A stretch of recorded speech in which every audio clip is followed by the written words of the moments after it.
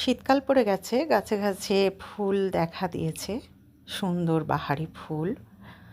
আর কড়াইশুঁটিও উঠে গেছে, তাই কচুরি হবে না এটা তো হতেই পারে না। তাই বাড়িতে প্রথম কড়াইশুঁটির কচুরি শুরু হয়ে গেল। তো চলুন ঝটপট করে ফেলি কড়াইশুঁটির কচুরিটা।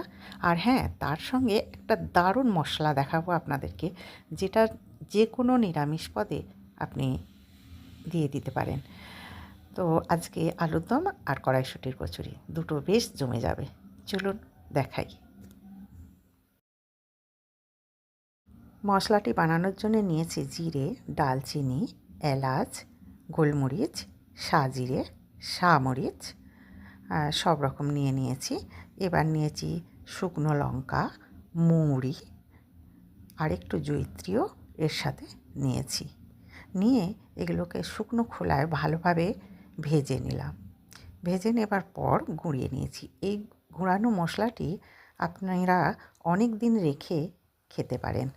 যাই হোক, এটা বেশ নিরামিষ পদে খুব ভালো হয়। দম করার জন্য আলুটা আগে থেকেই প্রেসারে ভেজে নিয়ে সিটি মেরে নিয়েছিলাম। এরপর কড়াতে জিরে ফোড়ন দিয়ে, শুকনো লঙ্কা ফোড়ন দিয়ে দিলাম টমেটো, কড়াইশুঁটি, পরিমাণ মতো নুন, লঙ্কা, হলুদ, মিষ্টি সব রকম দিয়ে ভালো করে কষে নিতে থাকলাম।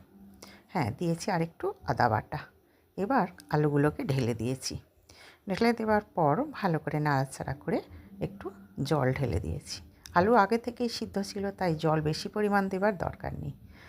মশলাটা যখন বেশ সুন্দর গন্ধ হয়ে এসেছে, তখন দিয়ে দিয়েছি ওই বাটা মশলাটা। সুন্দর আলুর দমটা দেখতেও হয়েছে। আর কড়াইশুঁটির কচুরি রাঁধতে তো কী প্রয়োজন হয় সে আপনারা জানেন।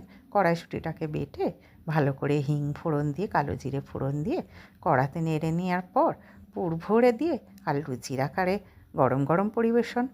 কড়াইশুঁটির কচুরি দুর্দান্ত খেতে লাগে। তার সাথে আলুর দম, বড় নতুন গুড়ের রসগোল্লা, আর কি চাই। চলুন